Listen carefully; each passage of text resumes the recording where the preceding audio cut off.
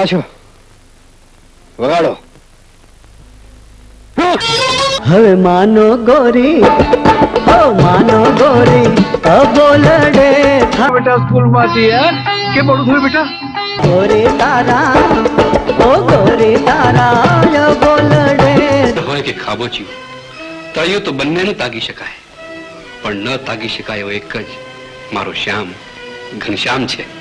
ઓરાયાવો, હે ઓરાયાવો છે તેથી ના. પાછલા એપિસોડમાં આપણે જોયું કે કેવી રીતે અરવિંદ ત્રિવેદીએ રાવણના પાત્રને માત્ર ભજવ્યું નહીં, પરંતુ તેને જીવંત બનાવી દીધું. તેમની ચાલ, અવાજ અને અભિનયે આખા દેશને મંત્રમુગ્ધ કરી દીધો. પરંતુ રામાયણ પ્રસારિત થયા પછી જે બન્યું તે કોઈએ કલ્પના પણ નહોતી કરી. જે કલાકારે પડદા પર ભગવાન શ્રી રામના વિરોધી રાવણનું પાત્ર ભજવ્યું હતું, તે જ કલાકારને લોકો વાસ્તવિક જીવનમાં એટલો પ્રેમ અને સન્માન આપવા લાગ્યા કે તેમની લોકપ્રિયતા એક નવી ઊંચાઈએ પહોંચી ગઈ. આજે જાણીશું રામાયણ પછી અરવિંદ ત્રિવેદીના જીવનમાં આવેલા એવા બદલાવ જે તેમને માત્ર એક અભિનેતા નહીં, પરંતુ એક આદર્શ વ્યક્તિ તરીકે ઓળખ અપાવી ગયા.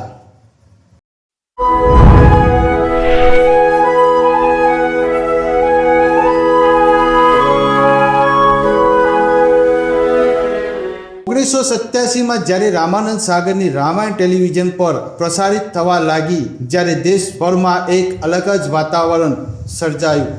દર રવિવારે સવારે લોકો પોતાના કામકાજ છોડીને પરિવાર સાથે રામાયણ જોવા બેસી જતા. આ સિરિયલના દરેક કલાકારને લોકોનો અપાર પ્રેમ મળ્યો. ભગવાન રામનું પાત્ર ભજવનાર અરુણ ગોહિલ અને માતા સીતાનું પાત્ર ભજવનાર દીપિકા ચીખલિયા જેવી રીતે લોકોના દિલમાં વસ્યા, તેવી જ રીતે અરવિંદ ત્રિવેદી પણ પોતાના રાવણના પાત્રથી અમર બની ગયા. રાવણ એક નકારાત્મક પાત્ર હતું, પરંતુ અરવિંદ ત્રિવેદીએ તેને માત્ર દુષ્ટ વ્યક્તિ તરીકે રજૂ કર્યો નહીં, તેમને રાવણના જ્ઞાન, શક્તિ, રાજશ્રી સ્વભાવ અને વ્યક્તિત્વને પણ દર્શાવ્યું. આ કારણે દર્શકો તેમના અભિનયના વખાણ કરવા લાગ્યા. રામાયણ પછી અરવિંદ ત્રિવેદીની લોકપ્રિયતા એટલી વધી ગઈ કે લોકો તેમને જ્યાં પણ જોતા ત્યાં ઓળખી જતા. ઘણા લોકો તેમને જોઈને કહેતા કે આ તો રામાયણના રાવણ છે. આ તેમની કલાકારની સૌથી મોટી સફળતા હતી.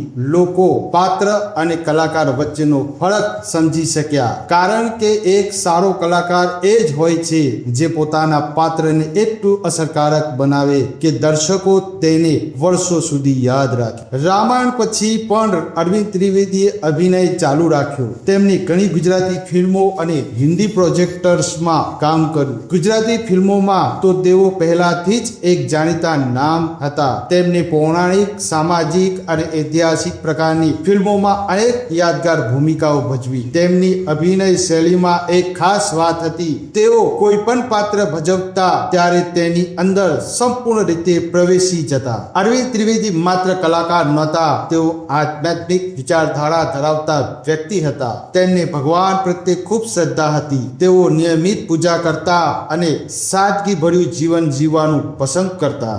રાવણ જેવા શક્તિશાળી પાત્રને ભજવનાર અરવિંદ ત્રિવેદી વાસ્તવિક જીવનમાં ખૂબ જ વિનમ્ર અને સરળ સ્વભાવના હતા. તેમના જીવનનો બીજો મોટો વળાંક ત્યારે આવ્યો જ્યારે તેમને રાજકારણમાં પ્રવેશ કરવાનો નિર્ણય લીધો. લોકોના પ્રેમ અને વિશ્વાસના કારણે તેમણે જાહેર જીવનમાં પણ પોતાનું સ્થાન બનાવ્યું. 1991માં તેઓ ગુજરાતના સાબરકાંઠા લોકસભા મત વિસ્તારમાંથી સાંસદ તરીકે ચૂંટાયા. એક અભિનેતા તરીકે મળેલી લોકપ્રિયતાને તેમને સમાજ સેવા માટે ઉપયોગ કરવાનો પ્રયાસ કર્યો. પરંતુ અરવિંદ ત્રિવેદીની ઓળખ માત્ર રાવણ સુધી સીમિત નહોતી. તેઓ ગુજરાતી સિનેમાના એવા કલાકાર હતા જેમણે 4 દાયકાથી વધુ સમય સુધી પોતાની કલા દ્વારા દર્શકોનું મનોરંજન કર્યું. તેમની સફર બતાવે છે કે એક કલાકારને મહાન બનાવે છે માત્ર પ્રસિદ્ધિ નહીં, પરંતુ પાત્ર પ્રત્યેની નિષ્ઠા અને જીવન પ્રત્યેની સાદગી. અરવિંદ ત્રિવેદી એક અભિનેતા હતા, પરંતુ તેમની સફર માત્ર ફિલ્મો અને રામાયણ સુધી સીમિત નહોતી. તેમણે રાજકારણમાં પણ પગ મૂક્યો, અનેક સન્માન મેળવ્યા અને ગુજરાતી સિનેમાને એક